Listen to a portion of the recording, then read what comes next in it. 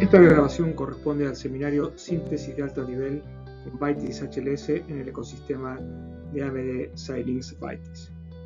El seminario fue desarrollado el día jueves 18 de abril de 2023. Nosotros somos Electra Training, que es el training autorizado de AMD Xilinx para España y Portugal. Y esta es la agenda que se desarrolló durante este seminario. Voy a hacer un pequeño comentario del flujo de diseño que vamos a utilizar en la siguiente presentación, que será una demo con la herramienta para mostrar cómo se generan un diseño muy simple y básico desde cero. ¿Cómo se lanza Bytes HLS? Bueno, si tenéis instalado Bytes, que es lo que hay que instalar ahora, pues siempre aparece el icono si estáis en el entorno Windows, y si estáis en el entorno Linux, dependiendo de la instalación, también puede aparecer el icono que nos permite lanzar el Eclipse, que es la interfaz gráfica que tiene el Bytes HLS. Si no, bueno, o en Windows o en Linux se puede buscar la aplicación para lanzarlo. La aplicación puede funcionar con la interfaz gráfica o por línea de comandos TCL. Primero vamos a revisar rápidamente la interfaz gráfica y luego unos pocos comentarios de la interfaz TCL. Para crear proyectos es como todos los software orientados a proyectos. Para Bytes HLS, un proyecto es una carpeta donde va a poner toda la información que va generando, tanto los resultados intermedios como las exportaciones. Simplemente el Bytes HLS te permite crear un proyecto, el cual, como las herramientas de Xilinx últimamente tienen un wizard para guiarte en los pasos que necesitas. Lo que necesitas declararle es el código C, que va a ser tu código fuente. Además, le deberás decir cuál es tu FPGA objetivo, o bien la FPGA o bien una tarjeta de desarrollo. Y luego generarás el hardware para esa plataforma. Y lo que veréis es una interfaz gráfica basada en Eclipse, como dije anteriormente, que se parece a casi todo lo que tenga que ver con Eclipse. Tiene sus ventanas de exploración de proyecto. En este caso, Xilinx le ha agregado en las últimas versiones un navegador del flujo de diseño y unos paneles para editar y para tener mensajes. El Flow Navigator que ha agregado Xilinx te describe los 4 pasos conceptuales que tiene el uso de la herramienta HLS. Voy a cambiar. El primer paso es la simulación en C. La simulación C es simplemente coger el test bench más el código que va a generar el hardware y hacer una comprobación llamando a GCC de que funcionalmente es correcto. Es decir, que el return del main es un 0. Luego está la etapa de síntesis, que es la transformación de ese código C en hardware.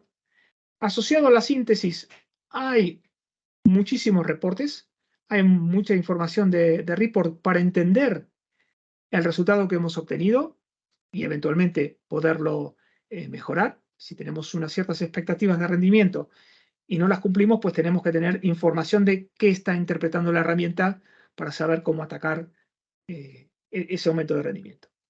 El siguiente paso conceptual es la cosimulación RTL, es decir, el resultado de la síntesis, que es código VHDL o Verilog, simularlo con el mismo test bench de antes, pero utilizando un simulador RTL, ya sea Xsim, el Vivado Simulator, u otro simulador de pago, puede ser Elementor o Cineceda o cualquier otro simulador, y obtener el mismo resultado. Y finalmente, la última etapa, denominada en general implementación, tiene 2 partes. Una es la exportación del código RTL y eventualmente se puede implementar para ver rendimientos finales. La más relevante de estas tareas es la exportación RTL, que te genera un código IP que lo puedes integrar en el resto de las herramientas de Xilinx. Repasando estos 4 pasos, la simulación en C es simplemente seguir unos pasos y te permite hacer una simulación, y como resultado tendrás la ejecución del código tras compilarlo con GCC. Tendrás una serie de reportes indicando si se cumplen o no lo que tengas en el mail. El siguiente paso es la síntesis, que es transformarlo en hardware. Allí le diréis cuál es vuestra parte que vais a utilizar. Por defecto, utiliza la parte que habéis utilizado en la creación del proyecto, pero podéis cambiar. Por ejemplo, evaluar qué pasa si utilizo otra parte. Esto generará bastante información de los resultados, reportes con estimaciones temporales, estimaciones de ciclos, estimaciones de recursos, etcétera, etcétera. Además, genera una cantidad ingente de reportes gráficos y reportes en texto para evaluar los resultados. Si es la primera vez que veis esta herramienta, pues puede ser un poco agobiante y poco instructivo, pero estas herramientas os van a permitir entender qué está pasando. Tiene un visor de la planificación, un Scheduler Viewer, que te permite entender ciclo a ciclo dentro de la máquina de estados qué operación está ejecutando, qué se llama en cada momento, qué primero, qué después, qué cosas en paralelo. Tiene también un visor del grafo de llamadas entre funciones. Tú dirás, pero esto lo tengo con cualquier otra herramienta de C++, puedo ver qué se llama. Lo que tiene de interesante esto es que no solamente te hace un grafo de las llamadas, sino que te da los resultados para cada uno de los elementos que ha llamado, cuántos recursos necesita, cuánto tiempo tarda, te permite hacer evaluaciones más profundas. Incluso se mete dentro de las funciones y te evalúa los bucles internos qué resultados has obtenido en la implementación. Todavía no hemos visto optimizaciones más avanzadas como es la de Dataflow, que es un pipeline de grano grueso que te permite segmentar algoritmos utilizando como elemento de segmentación bloques completos, es decir, funciones completas. Para entender qué es lo que ha generado, existe este visor del flujo de datos para entender qué ha generado. También, y esto es nuevo en esta versión de la herramienta, que cuando vea las novedades lo comentaré un poquito más en detalle, tiene un visor de la línea de tiempo, es decir, te permite analizar ciclo a ciclo qué se va habilitando en cada momento y si hay detenciones porque se siguen FIFOs intermedias o cosas por el estilo. Esto es, bueno, un agregado de 2022.2, es una de las características. Una vez que tenemos el hardware generado y cumple con las expectativas, lo siguiente sería cosimularlo, simplemente hacer una simulación nuevamente del RTL para estar seguro que sigue cumpliendo con la funcionalidad. Voy a hacer que hemos hecho una descripción en C, que cuando lo simulo con GCC funciona, pero al traducirlo a hardware hay una mala interpretación de lo que he querido escribir y no cumple con la funcionalidad, pues lo podemos llegar a detectar. Esto no es muy frecuente, pero es una forma de curarse en salud. El resultado de esto está bien. Reportes indicando cuánto tiempo tarda. Este tiempo es el que mide el simulador RTL y podemos tener una visibilidad de lo que ha sucedido. Opcionalmente, podemos ver la forma de ondas que se ha generado durante la simulación. En la demo lo voy a hacer de esa manera. Y la última etapa es exportar el hardware. El final es exportar como un core IP para que lo pueda utilizar en cualquiera de las herramientas. La filosofía es que el RTL o Verilog se puede poner en el catálogo de cores IP que tenéis disponible en Xilinx, simplemente a través de la exportación e indicarle a la herramienta dónde está generado ese core o bien llevarlo a la carpeta por defecto de cores IP de Xilinx.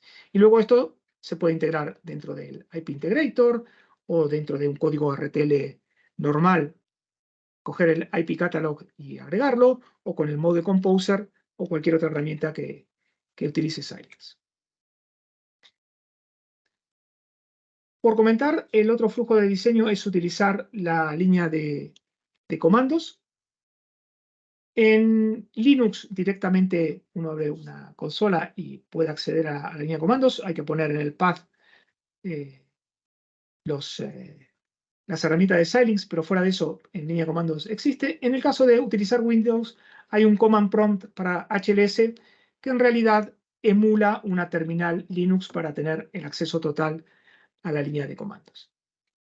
Básicamente, el Bytes HLS se puede invocar en modo interactivo con el modificador "-i", llamando a un comando TCL, que es la forma más usual de utilizarlo, es decir, una vez que he convergido en una cierta solución para regenerar todo el sistema, directamente llamo a un tickle que hace lo mismo que se puede hacer con la interfaz gráfica, en la misma filosofía que usamos en Vivado cuando generamos un tickle, un TCL que lo genera. O también podemos llamar al HLS con "-p" y abrirlo, o directamente llamar a HLS y trabajar con él.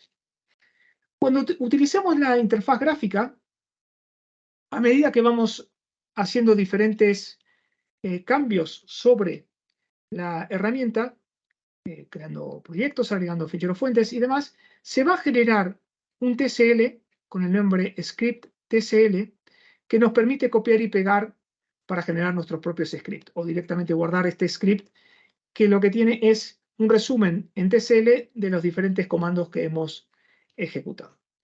No es exactamente igual que Vivado, pero es en esa filosofía de tener un sitio donde están todos los scripts. Y además hay otro fichero TCL que son las directivas, que ya veréis con Sergio algunas características de que las directivas pueden estar o bien como pragmas o bien como sintaxis TCL para automatizar toda la creación de directivas. ¿Qué pinta tienen los comandos TCL? Pues un TCL que se lee muy facilito. Abrir un proyecto, decir cuál es el top level, agregar ficheros fuentes pero como testbench, generar el código para cierta FPGA, que la frecuencia de operación sea tantos nanosegundos o tantos megahercios. Eso es básicamente un script TCL que lo comentaremos en el segundo laboratorio que haremos después del segundo break. Y bueno, por último, las directivas también son un fichero TCL, pero esto lo dejamos a más adelante. Terminamos haciendo una pequeña demo. La demo la he grabado simplemente para no perder tiempo en la apertura y cierre de herramientas y tal. El ejemplo que vamos a ver parte de un diseño que lo tengo en una carpeta que se llama MatrixMul. Es un diseño que usamos siempre, que es la multiplicación de matrices. Es un diseño muy simple que se puede entender fácilmente. Tiene un fichero fuente que se llama MatrixMul-cpp, que tiene la funcionalidad, y un testbench que tiene el nombre matrixmul.test. Abrimos Bytes HLS. En el Welcome Page tenemos la posibilidad de crear un proyecto. El concepto de proyecto es crear una carpeta simplemente. Le decimos dónde lo queremos crear y le damos un nombre. Tiene todas las limitaciones de nombres de Xilinx en general, es decir, no dejar espacios, no poner caracteres raros y tal. Luego definimos cuál es el fichero fuente del hardware, pueden ser múltiples. Es importante, tengo que decirle dentro de ese fichero fuente cuál es la función que va a ser top level. Este es muy simple, hay una sola función, pues selecciono esa única función que se llama MatrixMul. Luego defino cuáles son mis ficheros de testbench. En este caso, como es algo muy simple, es un único fichero de testbench, pueden ser múltiples. Y luego le defino cuál es la FPGA que voy a utilizar. Eso se utiliza para tener en cuenta la temporización de los componentes de bajo nivel. Aquí estoy escogiendo un MPSoC, la ZCU104. Y aquí tenemos los dos flujos de diseño. Vamos a hacer el flujo de diseño básico, que es el de Core SIP. Le damos a finalizar y tenemos el proyecto. El proyecto, como decía, no es más que una carpeta donde se van a ir creando los ficheros de salida. ¿Veis? Es un Eclipse, tiene organizado los ficheros fuentes, las soluciones que vamos a comentar más adelante y el fichero de testbench. Y veis que esto se corresponde con una carpeta que va creando lo mismo que vamos a ir creando a medida que avancemos. Si vemos el código fuente, es una multiplicación de matrices. Si os acordáis, la multiplicación de matrices coge una fila y una columna, hace la multiplicación elemento a elemento y guarda el resultado. no tiene mucho más de sí, es la sumatoria de los productos internos elemento a elemento. Está definida evidentemente para matrices no necesariamente cuadradas, pueden ser rectangulares, basta que coincidan en las dimensiones de la fila y columna que correspondan, se puede definir para cualquier tamaño. Y aquí tenemos un ejemplo muy ridículo. Una matriz de 4 por 4, leo una fila, leo una columna, multiplico elemento a elemento, el 3 con el 24, el 4 con el 27, etcétera, etcétera, acumulo y tengo resultado. Voy barriendo las columnas de la matriz B, luego las filas, y así obtendré todos los valores de la matriz resultado. La implementación de este algoritmo de forma naive son 3 bucles for anidados. Los 2 bucles for externos recorren la matriz resultado y la interna lee 2 elementos, los multiplica entre sí y los va acumulando como resultado. No tiene mucho más de sí. Ese algoritmo lo vamos ahora a mapear a hardware. Lo que vamos a hacer es lo que vemos aquí. Vamos a ampliar un poquito. Lo que vamos a querer es un core IP que sea capaz de hacer la multiplicación de matrices, suponiendo que las matrices son externas a nuestro core IP. Si las matrices están almacenadas en block RAMs, la matriz A y la matriz B son block RAMs, las cuales le generaremos una dirección para obtener cada uno de los valores. Vamos a hacer matrices de 4 por 4, así que generaremos las 16 posiciones de la matriz A, de la matriz B, para ir trayendo dato a dato, acumulando y guardando los resultados en una matriz de salida. Adicionalmente tendremos una señal de start para indicar que comience a leer las matrices y a operar, y cuando termine me pondrá una señal de done a la salida. Si vemos el código C que tenemos, es muy parecido al que teníamos anteriormente. Definimos los tipos de la matriz A, B y T en un punto H, que ahora lo miraremos, y definimos las matrices con tamaños que también los definiremos en el punto H. Lo que os puede llamar la atención si veis por primera vez un código escrito para HLS es que aparecen etiquetas.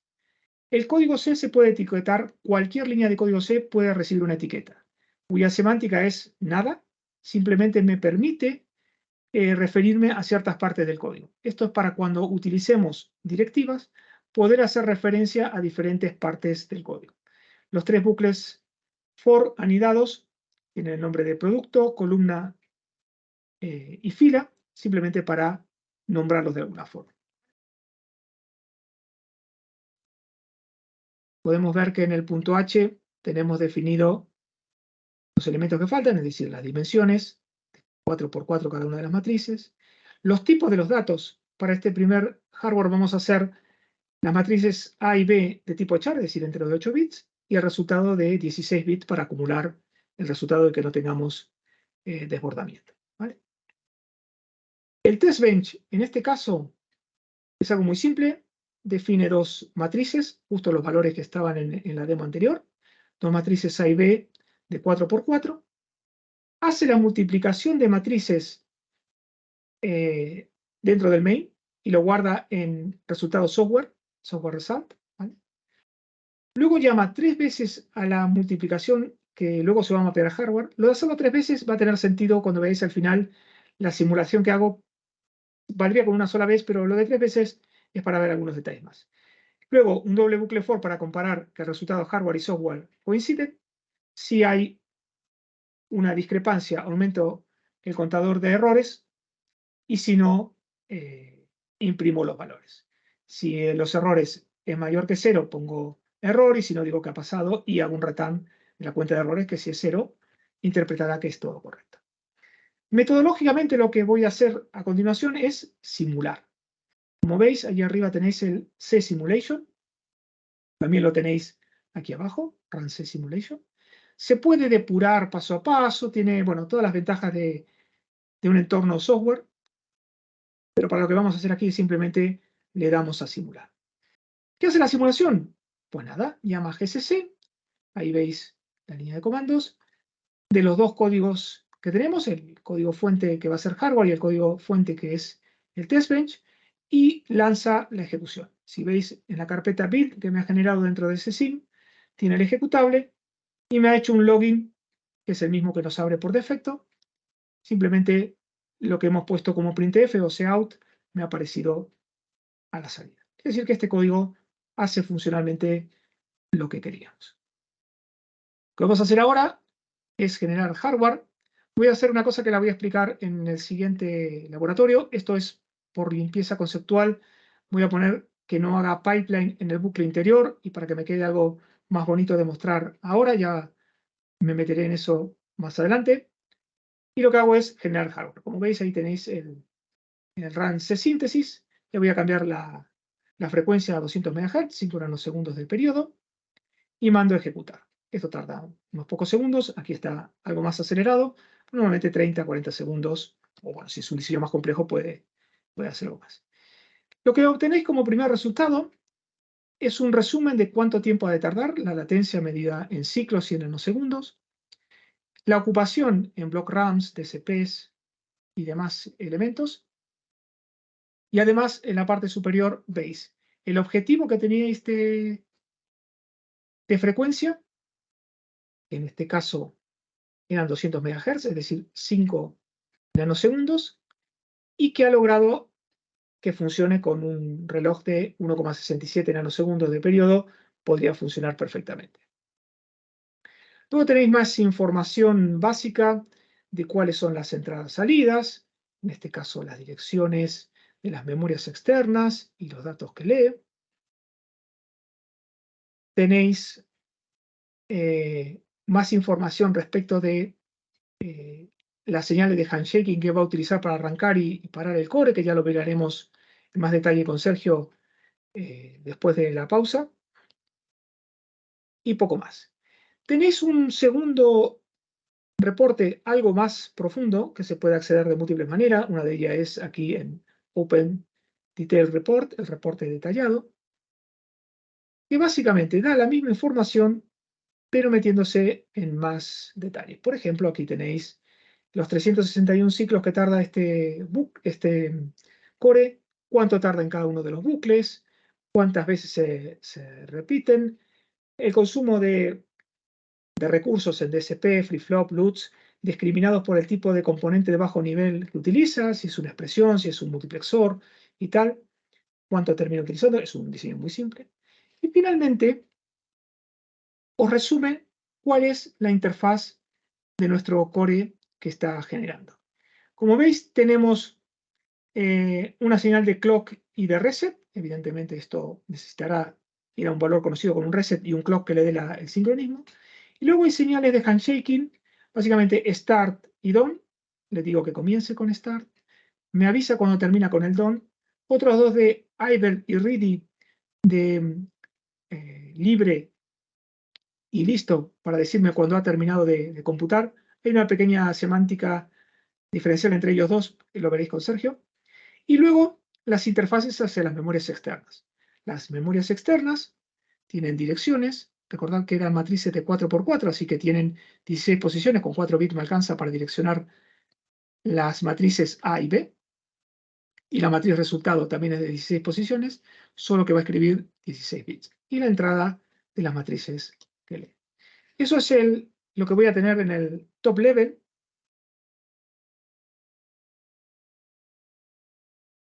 Y lo que adicionalmente puedo revisar es bueno, estos reportes también se pueden acceder, como veis, desde el Flow Navigator. Por ejemplo, lo que comentaba del grafo de llamadas de funciones, en este caso es una única función, no aporta gran cosa, pero sí podéis ver los ciclos que tardan cada uno de los componentes de bajo nivel, en este caso los bucles for. También tenemos un visor del scheduling que ha llevado a cabo. Lo que tenemos aquí es, en cada ciclo que ha generado la máquina de estados, qué operación de bajo nivel se ha de realizar. Por ejemplo, aquí hace unas lecturas de las block RAMs, luego multiplica en pipeline un elemento, no, multiplica en multiciclo un elemento, luego lo acumula, etcétera. Bien, volvamos a la vista por defecto y veamos en la vista del explorador qué más nos ha generado. Aparte de la carpeta CSIM que teníamos anteriormente, apareció la carpeta implementación y la carpeta síntesis. En la carpeta síntesis tenéis el resultado en VHDL y en Verilog. Un top level que lo implementa más una llamada a otro bloque que hace el multiplicador acumulador. También hay una carpeta reports, que básicamente está el report este avanzado que vimos y el report básico que abre por defecto, están en esa carpeta report. Y además tenemos el código VHDL y el código Verilog. Se abre directamente, quizás mejor abrirlo con un editor con sintaxis resaltada, en este caso lo estoy hablando con Visual Studio, y veis que el código C, efectivamente, la entidad tiene como entrada-salida lo que habíamos visto anteriormente que tenía nuestro código, el clock, el reset, las señales de handshaking, start, down, idle y ready, y las interfaces con las memorias externas. Las memorias A y B, que son para leerlas, y la memoria resultado, que se supone que por fuera hay una block RAM, donde voy a escribir los resultados. Son externos a nuestro componente. Y luego, bueno, el código generado por una herramienta automática de generación de código. Nombres ininteligibles, pero básicamente lo que hace es generar máquinas de estados, multiplexores, registros intermedios, los cuales implementan la semántica. La idea no es entender qué código genera, ni mucho menos, simplemente que sepáis que es todo disponible y ese código ya es completamente utilizable. Bien, también tenéis la versión en Verilog, para los que preferís Verilog. En realidad conviene utilizar las versiones Verilog porque suele estar más estable que las versiones VHDL. Deberían ser exactamente iguales, pero si hay un fallo es más probable que esté en VHDL y no en Verilog, porque esta gente desarrolla últimamente todo muy orientado a Verilog. ¿Y qué tenemos por aquí? Una vez que he verificado que funciona, lo siguiente que voy a hacer es cosimular, es decir, probar que ese código RTL que acabamos de ver sigue funcionando. Eso se llama cosimulación CRTL. ¿Vale?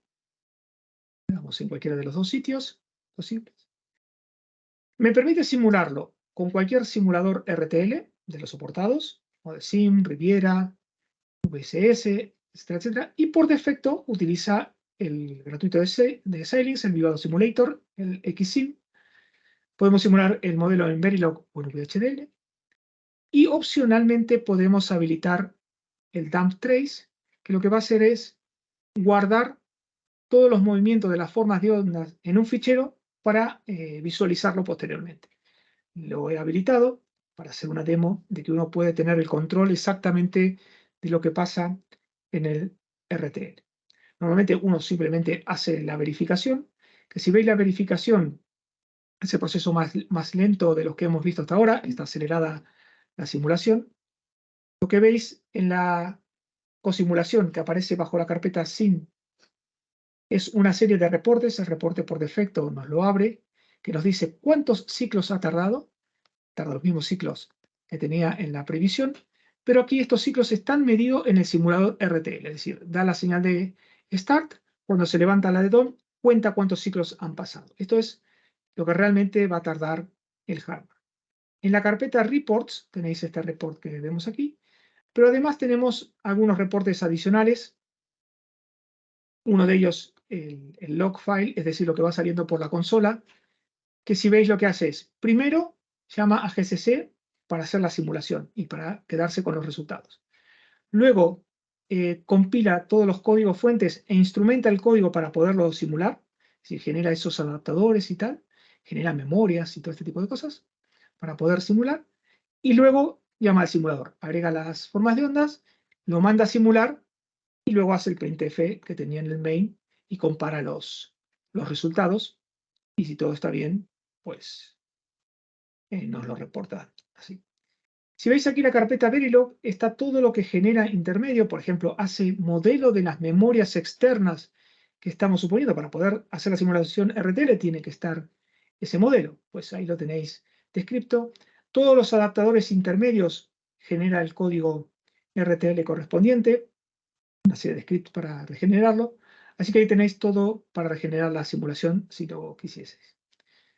Pero dado que lo he simulado utilizando el dump trace, es decir, que me guarde las formas de ondas, puedo abrir esa forma de ondas llamando aquí al Open Wave Viewer, abrir el visor de forma de ondas, que me llama al Vivado Simulator y me va a abrir la forma de ondas que hemos generado. Como veis, es una simulación RTL al uso. Veis que instancia el core que hemos simulado y además las memorias y una serie de monitores. Voy a mirar las formas de ondas que me las organiza por entradas, salidas y tal, las que son relevantes, el reloj, la señal de reset, las de handshaking del core. Y ahora puedo mirar un poco la simulación. Si miramos más cerca la simulación, vemos que el core IP está generando, tras bajarle la señal de reset, una señal de start, y a partir de ahí empieza a funcionar. Si os acordáis el ejemplo que teníamos, dos matrices, hay que recorrer la matriz A por filas y la matriz B por columnas, así que tengo que generar de la matriz A las direcciones 0, 1, 2, 3, y por otro lado tengo que generar la posición 0, 4, 8, 12, y ir multiplicándose entre sí. Si veis aquí se genera 0, 1, 2, 3, 4, 8, C, que es 12, y luego a la siguiente fila, siguiente columna, etcétera, etcétera. Veis aquí cómo se van generando las diferentes direcciones para cada uno de las lecturas. Internamente hará la multiplicación, la acumulación, pero desde el punto de vista de la interfaz es lo que estamos generando. Y luego se irán generando los resultados. Como veis aquí, el resultado 0 corresponde a leer la primera fila y columna, el resultado 1 y así sucesivamente. Si nos alejamos para tener una vista panorámica, podemos ver que se generan los tres llamados a la función. ¿Os acordáis que lo llamaba 3 veces? Era simplemente para ver que se generan tres downs cuando termina cada uno de los elementos. Además, el ready me avisa también que ha terminado. Hay una sutil diferencia entre el down y el ready que en este ejemplo no se puede visualizar. Y como veis tenemos las tres operaciones, ¿vale? Vemos cómo genera las diferentes filas y columnas. Esto simplemente para ver la interfaz, pero tener en cuenta que tenemos todo el código RTL, con lo cual si quisiese tener observación de lo que está sucediendo internamente, pues lo podría hacer sin ningún tipo de problema. Si os fijáis, tenemos aquí el código RTL que se está simulando, podría mirar cualquier señal interna, no es el objetivo conceptual hacerlo, pero por ejemplo aquí estoy mirando la máquina de estados de control y veis que pasa por diferentes estados. Está codificado en OneHot, pasa por todos los estados, ¿vale? Pues cerramos Vivado. El último paso que nos falta es exportar el código RTL. Lo tenéis tanto en el menú superior como en el inferior. Exportáis y lo podéis exportar como un Core IP o como un Core IP para System Generator. Tienen diferente formato, básicamente no el mismo RTL, pero cambia el encapsulado que utiliza para hacerlo. En el caso de exportar, la carpeta implementación tendrá una nueva subcarpeta que se está generando en este momento. Esa carpeta tiene el nombre IP y allí dentro tenéis el .zip que condensa todo el core IP. Además está descompactado en esa misma carpeta donde tenéis el XML que lo describe, cumpliendo con el estándar IPXACT y algún detalle más que vamos a ver en el siguiente. Hasta aquí esta primera parte.